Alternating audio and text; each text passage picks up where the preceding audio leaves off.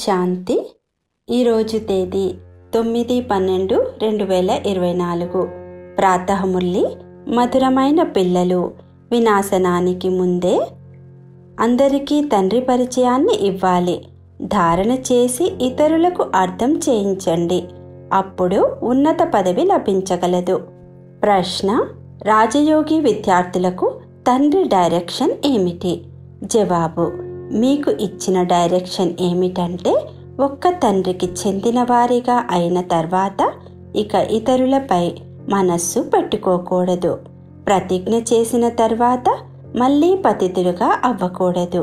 మీరు ఎటువంటి సంపూర్ణ పావనులుగా అవ్వండి అంటే మీకు తండ్రి మరియు టీచర్ యొక్క స్మృతి నిరంతరము స్వతహాగానే ఉండాలి. ఒక్క తండ్రినే ప్రేమించండి, వారినే స్మృతి చేయండి. తద్వారా మీకు ఎంతో శక్తి లభిస్తూ ఉంటుంది. ఓం శాంతి. ఆత్మిక తండ్రి కూర్చొని అర్థం చేయిస్తారు. ఎప్పుడైతే ఈ శరీరం ఉంటుందో అప్పుడే అర్థం చేయిస్తారు. సమ్ముఖముగానే అర్థం చేయించవలసి ఉంటుంది. ఏదైతే సమ్ముఖముగా అర్థం చేయించబడుతుందో అది మళ్ళీ లిఖితపూర్వకంగా కూడా అందరి వద్దకు వెళ్తుంది. మీరు ఇక్కడకు సమ్ముఖముగా వినేందుకు వస్తారు. అనంతమైన తండ్రి ఆత్మలకు వినిపిస్తారు. ఆత్మయే వింటుంది. అంతా ఆత్మయే చేస్తుంది ఈ శరీరము ద్వారా.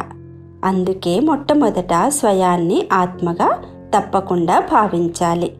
ఆత్మలు పరమాత్మ ఎంతో కాలం వేరుగా ఉన్నారు అన్న గాయనం ఉంది. ఇక్కడ పాత్రను అభినయించడానికి అందరికంటే ముందుగా తండ్రి నుండి ఎవరు విడిపోయి వస్తారు? మీరు ఎంత సమయం తండ్రి నుండి వేరుగా ఉన్నారు అని మిమ్మల్ని అడిగితే మీరు 5000 సంవత్సరాలు అని అంటారు. పూర్తి లెక్క అయితే ఉంది కదా. ఏ విధముగా నంబర్ వారుగా వస్తారు అనేది పిల్లలైనా మీకు తెలుసు. తండ్రి పైన ఉండేవారు. వారు కూడా ఇప్పుడు మీ అందరి బ్యాటరీని ఛార్జ్ చేయడానికి కిందకు వచ్చేశారు. ఇప్పుడు తండ్రిని స్మృతి చేయాలి. ఇప్పుడైతే తండ్రి సమ్ముఖంగా ఉన్నారు కదా. భక్తి మార్గంలోనైతే తండ్రి కర్తవ్యం గురించి తెలియదు. అక్కడ వారి నామ రూప దేశ కాలాలను గురించి తెలియదు. మీకైతే నామ రూప దేశ కాలాలన్నింటి గురించి తెలుసు. ఈ రథము ద్వారా తండ్రి మనకు అన్ని రహస్యాలను అర్థం చేయిస్తారని మీకు తెలుసు. రచయిత మరియు రచన యొక్క ఆది మధ్యాంతాల రహస్యాన్ని అర్థం చేయించారు. ఇది ఎంత సూక్ష్మమైన విషయము! ఈ మనుష్య సృష్టి రూపీ వృక్షము యొక్క బీజ రూపుడు తండ్రే. వారు ఇక్కడకు తప్పకుండా వస్తారు. కొత్త ప్రపంచాన్ని స్థాపన చేయడం వారి పనే. అక్కడ కూర్చునేవారు స్థాపన చేస్తారని కాదు. బాబా ఈ తనువు ద్వారా మనకు సమ్ముఖంగా అర్థం చేయిస్తున్నారని పిల్లలైన మీకు తెలుసు.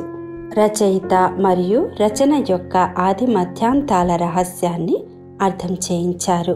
ఇది ఎంత సూక్ష్మమైన విషయము! ఈ మనుష్య సృష్టి రూపీ వృక్షము యొక్క బీజ రూపుడు తండ్రే. వారు ఇక్కడకు తప్పకుండా వస్తారు. కొత్త ప్రపంచాన్ని స్థాపన చేయడం వారి పనే.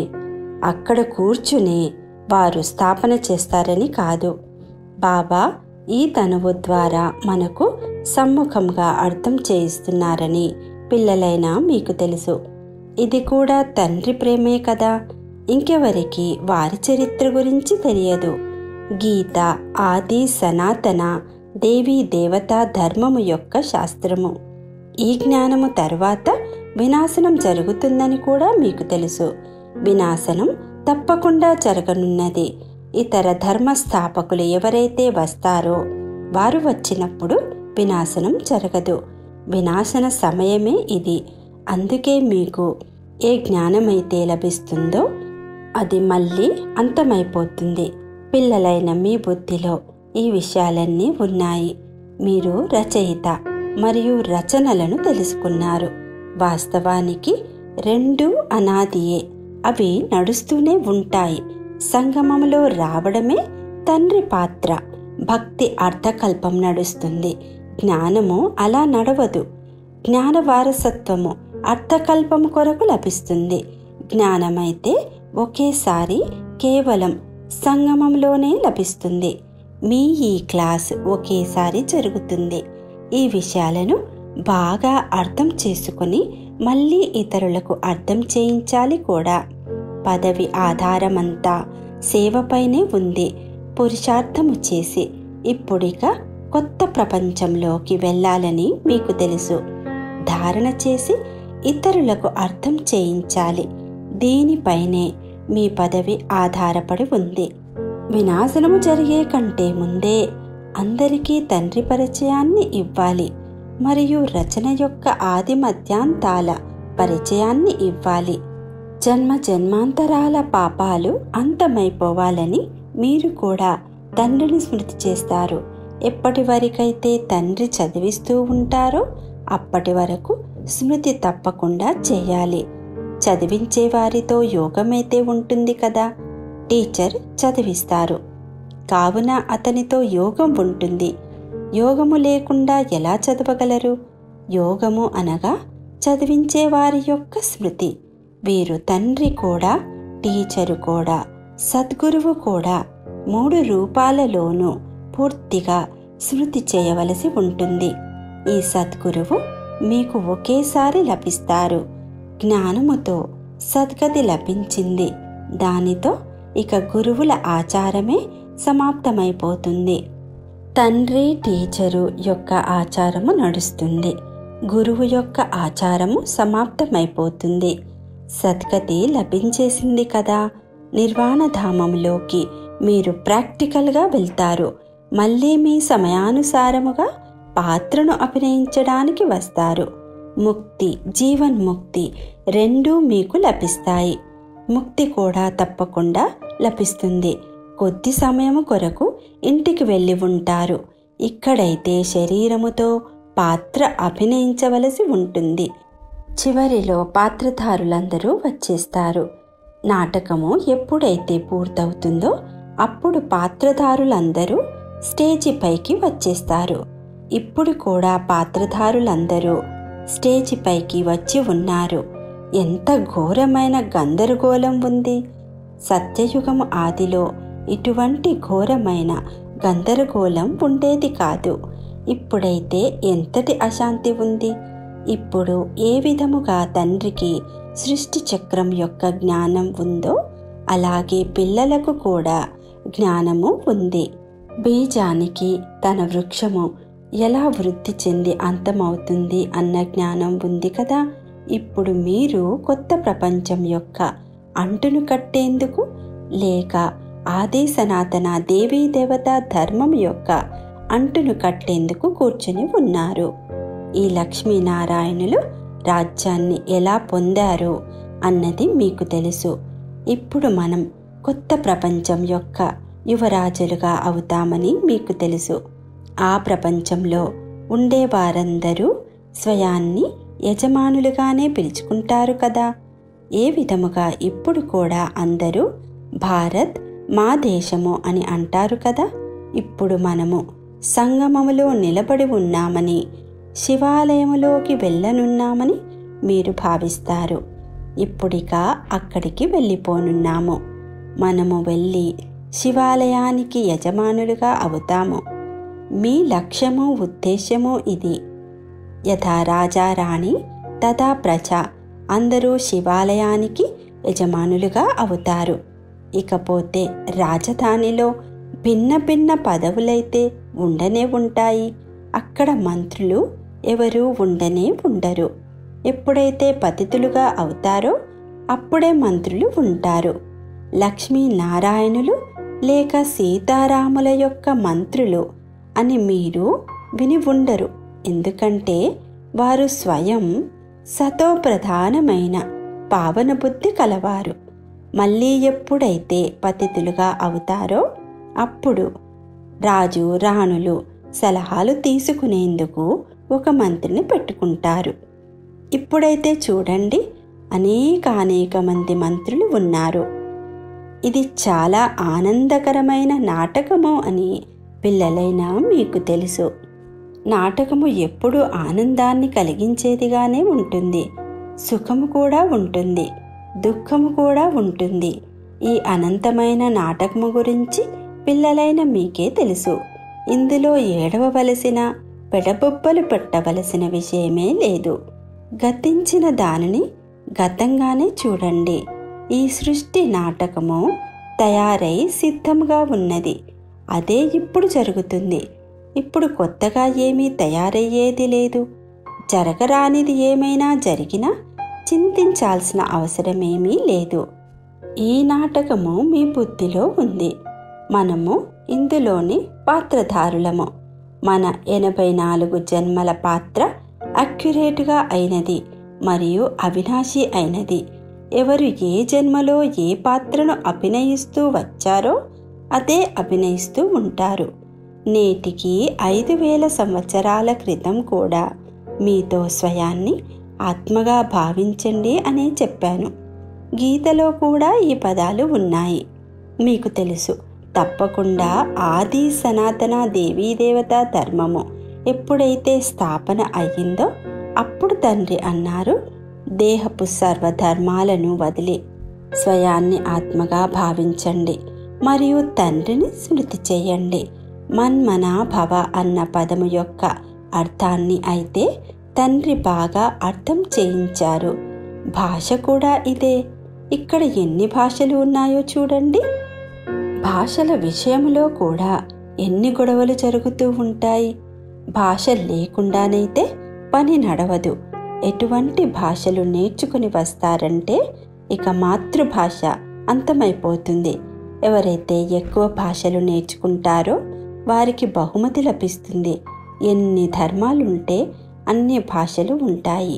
అక్కడైతే మీకు తెలుసు మన రాజ్యమే ఉంటుంది. అలాగే భాష కూడా ఒక్కటే ఉంటుంది. ఇక్కడైతే 100 మైళ్ళకు ఒక భాష ఉంది. అక్కడైతే ఒకే భాష ఉంటుంది. ఈ విషయాలన్నింటినీ తండ్రి కూర్చొని అర్థం చేయిస్తారు. కావున ఆ తండ్రినే స్మృతి చేస్తూ ఉండండి. శివబాబా బ్రహ్మ ద్వారా అర్థం చేయిస్తారు. రథమైతే తప్పకుండా కావాలి కదా. శివబాబా మన తండ్రి. నాకైతే లెక్కలేనంత మంది పిల్లలు ఉన్నారు అని బాబా అంటారు. బాబా ఇతని ద్వారా చదివిస్తారు కదా. టీచరును ఎప్పుడు ఆలింగనం చేసుకోరు కదా. తండ్రి అయితే మిమ్మల్ని చదివించడానికి వచ్చారు.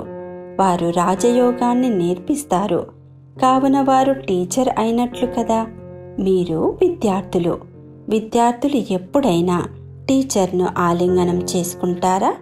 ఒక్క తండ్రికి చెందిన వారిగా అయిన తర్వాత ఇక ఇతరులపై మనస్సు పెట్టుకోకూడదు. తండ్రి అంటారు, నేను మీకు రాజయోగాన్ని నేర్పించడానికి వచ్చాను కదా. మీరు శరీరధారులు, నేను అశరీరీని, పైన ఉండేవాడిని. ఏమంటారంటే, బాబా మీరు పావనముగా చేయడానికి రండి అని పిలుస్తారు. అనగా మీరు పతితులుగా ఉన్నట్లే కదా. మరి నన్ను ఎలా ఆలింగనం చేసుకోగలరు? ప్రతిజ్ఞ చేసి మళ్ళీ పతితులుగా అయిపోతారు. ఎప్పుడైతే పూర్తిగా పావనంగా అవుతారో అప్పుడు ఇక చివరిలో స్మృతిలో కూడా ఉంటారు. టీచరును గురువును స్మృతి చేస్తూ ఉంటారు. ఇప్పుడైతే చీచీగా అయి పడిపోతారు. ఇంకా 100 రెట్ల దండన లభిస్తుంది. ఇతను మధ్యలో మధ్యవర్తి రూపములో లభించారు. స్మృతి చేయవలసింది వారిని. బాబా అంటారు, నేను కూడా వారి అతి ప్రియమైన బిడ్డను. మరి నేను ఎలా ఆలింగనం చేసుకోగలను? మీరైతే కనీసం ఈ శరీరము ద్వారానైనా కలుసుకుంటారు. కానీ నేను వారిని ఎలా ఆలింగనం చేసుకోగలను? తండ్రి అయితే అంటారు, పిల్లలు మీరు ఒక్క తండ్రినే స్మృతి చేయండి, ప్రేమించండి. స్మృతి ద్వారా ఎంతో శక్తి లభిస్తుంది. తండ్రి సర్వశక్తివంతుడు. తండ్రి నుండే మీకు ఇంతటి శక్తి లభిస్తుంది. మీరు ఎంత శక్తివంతులుగా అవుతారు? మీ రాజధానిపై ఎవరూ విజయాన్ని పొందలేరు. రావణ రాజ్యమే అంతమైపోతుంది. దుఃఖాన్ని ఇచ్చేవారు ఎవరూ మిగిలి ఉండరు. దానిని సుఖధామము అని అంటారు. రావణుడు మొత్తం విశ్వమంతటిలో అందరికీ దుఃఖాన్ని ఇస్తారు. జంతువులు కూడా దుఃఖితమవుతాయి. అక్కడైతే జంతువులు కూడా పరస్పరం ప్రేమగా ఉంటాయి. ఇక్కడైతే అసలు ప్రేమే లేదు. ఈ డ్రామా ఎలా తిరుగుతుంది అనేది పిల్లలైన మీకు తెలుసు. దీని ఆది మధ్యాంతాల రహస్యాన్ని తండ్రే అర్థం చేయిస్తారు. కొందరు బాగా చదువుకుంటారు, కొందరు తక్కువగా చదువుకుంటారు. కానీ చదవడం అయితే అందరూ చదువుకుంటారు కదా. మొత్తం ప్రపంచమంతా కూడా చదువుతుంది, అనగా తండ్రిని స్మృతి చేస్తుంది. తండ్రిని స్మృతి చేయడము ఇది కూడా ఒక చదువే కదా. ఆ తండ్రిని అందరూ స్మృతి చేస్తారు. వారు సర్వుల సద్గతి దాత, సర్వులకు సుఖాన్ని ఇచ్చేవారు. మీరు వచ్చి పావనముగా తయారు చేయండి అని అంటున్నారంటే తప్పకుండా పతితులుగా ఉన్నట్లే. వారు వికారులను నిర్వికారులుగా తయారు చేసేందుకే వస్తారు. హే అల్లా, మీరు వచ్చి మమ్మల్ని పావనంగా చేయండి అని పిలుస్తారు కూడా. వారి పనే ఇది, అందుకే పిలుస్తారు. మీ భాష కూడా కరెక్ట్గా ఉండాలి. వారు ఒకరు అల్లా అంటే ఇంకొకరు గాడ్ అని అంటారు, గాడ్ ఫాదర్ అని కూడా అంటారు. చివరిలో వచ్చే వారి బుద్ధి కొంత మంచిగానే ఉంటుంది. వారు అంత దుఃఖితులు అవ్వరు. ఇప్పుడు మీరు సమ్ముఖంగా కూర్చున్నారు. మీరు ఏమి చేస్తారు? బాబాను ఈ భృకుటిలో చూస్తారు. బాబా మళ్ళీ మీ భృకుటిలో చూస్తారు. నేను ఎవరిలోకి అయితే ప్రవేశిస్తానో అతడిని చూడగలనా? అతను అయితే నా పక్కనే కూర్చున్నారు. ఇది బాగా అర్థం చేసుకోవలసిన విషయము. నేను ఇతని పక్కనే కూర్చున్నాను, వీరు నా పక్కన కూర్చున్నారు అని ఇతను కూడా భావిస్తారు. మేము మా ముందు ఇద్దరిని చూస్తున్నాము అని మీరు అంటారు. తండ్రి మరియు దాదా, రెండు ఆత్మలను మీరు చూస్తారు. బాపు దాదా అని ఎవరిని అంటారు అనే జ్ఞానము మీలో ఉంది. ఆత్మ ఎదురుగా కూర్చుని ఉంది. భక్తి మార్గములోనైతే కళ్ళు మూసుకొని వింటారు. చదువు ఎప్పుడూ అలా చదువుకోబడదు. టీచర్నైతే చూడవలసి ఉంటుంది కదా. ఇక్కడైతే వీరు తండ్రి కూడా టీచర్ కూడా, కావున ఎదురుగా చూడవలసి ఉంటుంది. వారు ఎదురుగా కూర్చున్నప్పుడు కళ్ళు మూసుకొని ఉండటము, కునికి పాటలు పడుతూ ఉండడము, ఇలా అయితే చదువుకోలేరు.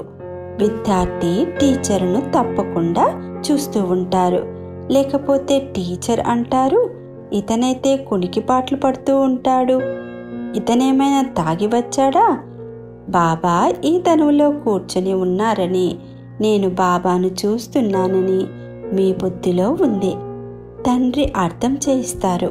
కళ్ళు మూసుకుని కూర్చునేందుకు ఇది సామాన్యమైన క్లాస్ ఏమీ కాదు.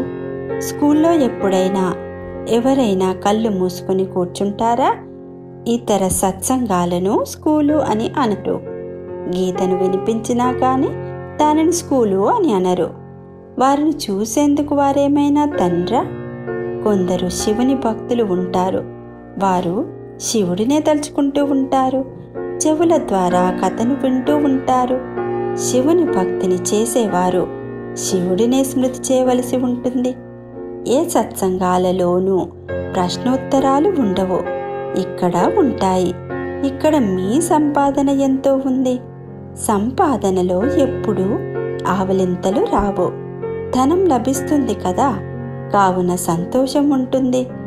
ఆవలింతలు దుఃఖానికి గుర్తు.